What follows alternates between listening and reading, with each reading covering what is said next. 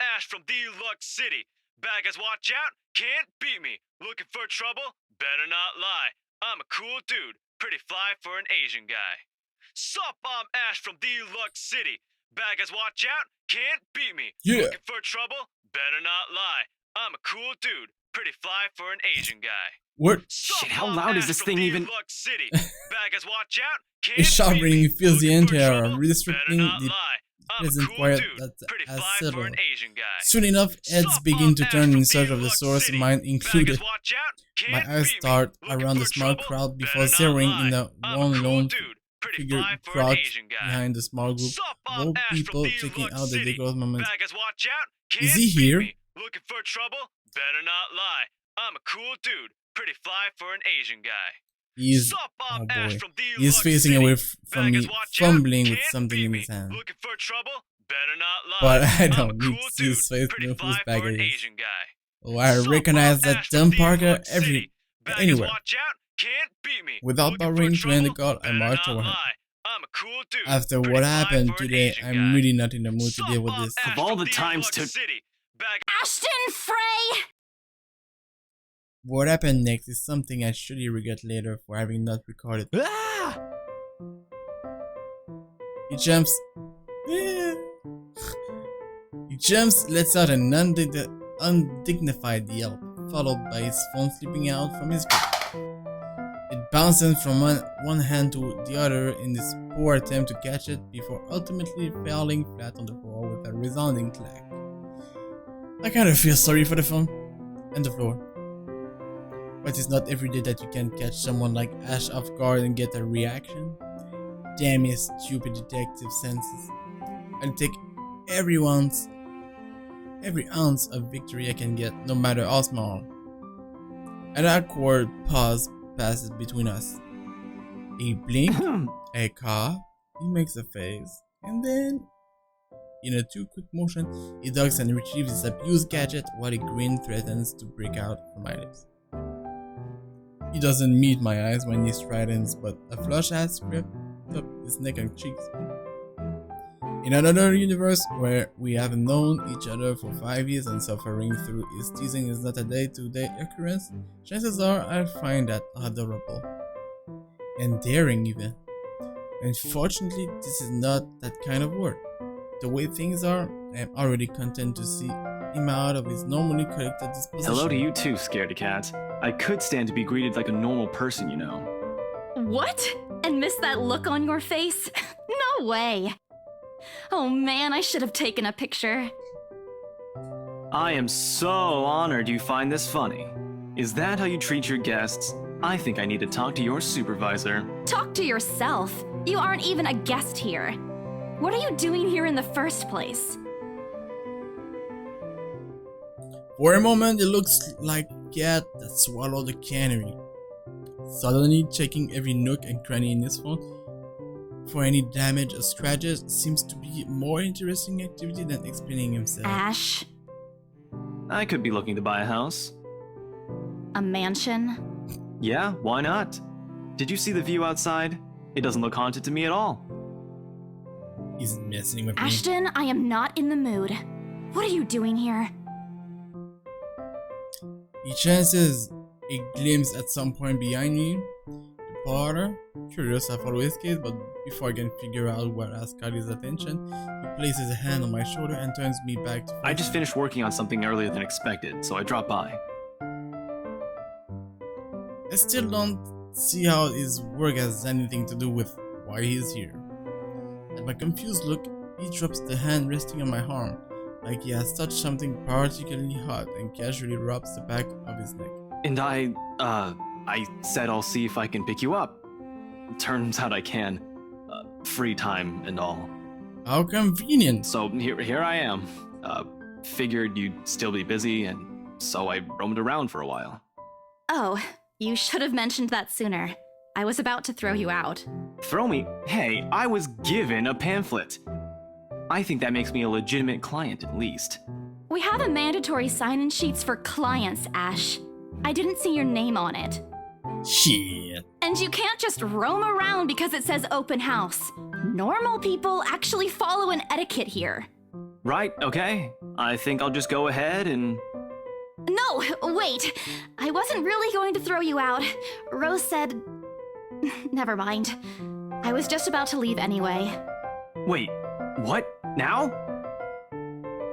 Something must have shone in my face because he pauses and gives me a long hard stare.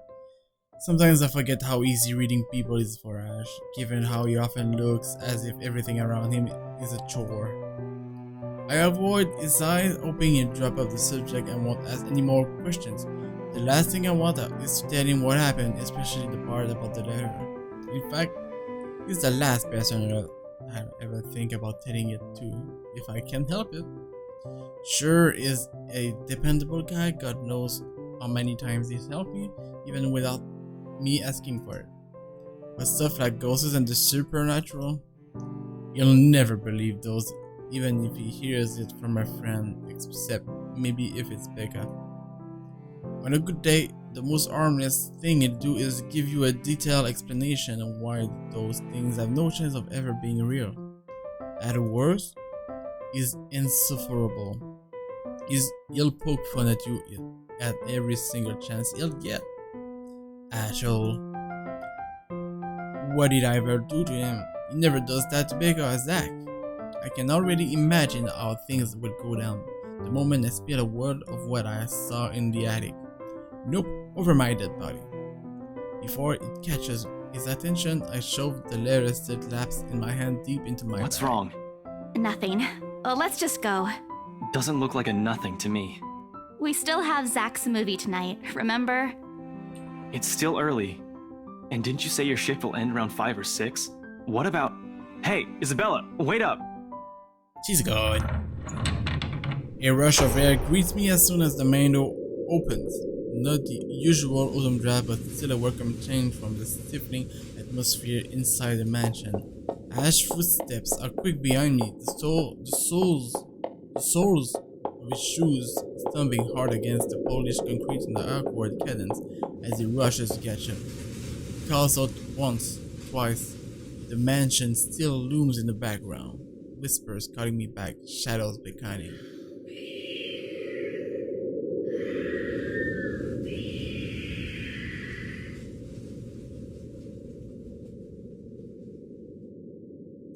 I don't look back.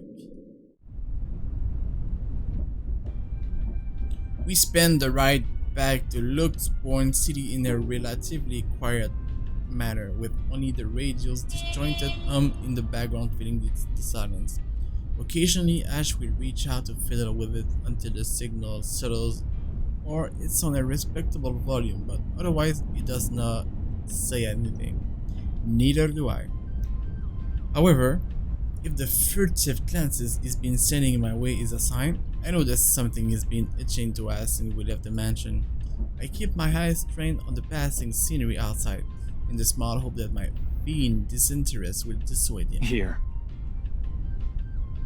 Out of the sudden, he tosses something at me from a small compartment on his side. It hits me cleanly on the chin before I can make a move to catch it. The small package making a soft landing in my lap. Sorry. Sorry. The glare I send him wipes the smirk about to form cleanly off his face, and he clears his throat, focusing his eyes on the road again. I swear it did that on purpose. Ignoring him, I flipped the half-forgotten package on my lap. I won't say no to free food, but why are you giving away cereal bars? I always have one on my person, and you look like you're about to pass out back there. Have you eaten lunch yet? I don't even get a chance to deny it because right on cue, my stomach rumbles loudly and an empty gnawing feeling in my belly becomes noticeable. No surprise there, I did skip breakfast and lunch so I could catch Becca while she was on break. I was hoping to get a small meal after. I guess with everything going on, I just forgot until Ash mentioned it. It's not like the hollow feeling's new to me though. If anything, it's just one of the things I've gotten used to ignoring over the years growing up. A thanks, then I tear open package and start nibbling at the edge of the bar. Apart from an acknowledge. Not. Ash doesn't say anything after that small exchange. For that, I'm thankful. After getting an earful from both Becca and Rose, it's nice to be able to just sit down with someone who's not going to nag at you. How'd the open house go? The usual. We got a bigger crowd than normal because of the property's fame, but really, no different from the typical open house. On second thought, it actually looks like a fancy party more than an open house. I've never felt so underdressed in my life. Weren't you there? I wasn't really listening. I should have asked someone to kick you out. No, you won't. And what makes you so sure? One, ever since you got assigned to this property, you've been freaking out about it. Rebecca's words, not mine. She's been complaining to me about how you talked your ears off, by the way. Two, despite your initial qualms about the place, you still took the job. Which brings us to three. It's been months since you last settled a deal, and you're short on money right now since you're back to your instant noodle diet. How do you even know about the last one? Rebecca. Anyhow, you're hellbent on selling the mansion. Even if someone you know personally is in the tour group, you aren't going to just kick them out. Every single person who went on your open house is still a prospective client to you. Even me. He's not entirely wrong. Man, I walked right into that one, didn't I? I hate you. I really hate you right now. His answer is a small laughter. The kind that screams, I'm right, I told you so. I hate it when he does that. I'll have you know that there's already someone who's extremely interested in this property. So even if you expressed any sort of interest in it, I don't think they'd be willing to let you have it. Too bad. Provided I did not botch it with the rights. Ma'am Hannah in particular did not look pleased with what I did. I owe Rose a big apology. I hope she likes free donuts. You don't seem too happy about it. I am happy. Doesn't this look like a happy face to you? I want donuts now. Really? And here I was thinking you found another one stuffed in the sofa. Or is it the wardrobe this time? He meant that as a joke, but how close it is to the truth made my blood run cold. My own heart beat a heavy weight on my chest. All at once, the letter in my back feels a whole lot heavier, burdened by my own guilt and apprehension. Yeah, well, things happened. Stuff the right couple might not be pleased about. No need to make a fuss about it. It's normal in the business. You made them angry? Not angry, just stuff happened. Like? Things. Did they do anything? Your clients, the rights, was it? I can't answer that. At least not without revealing everything that took place in the attic.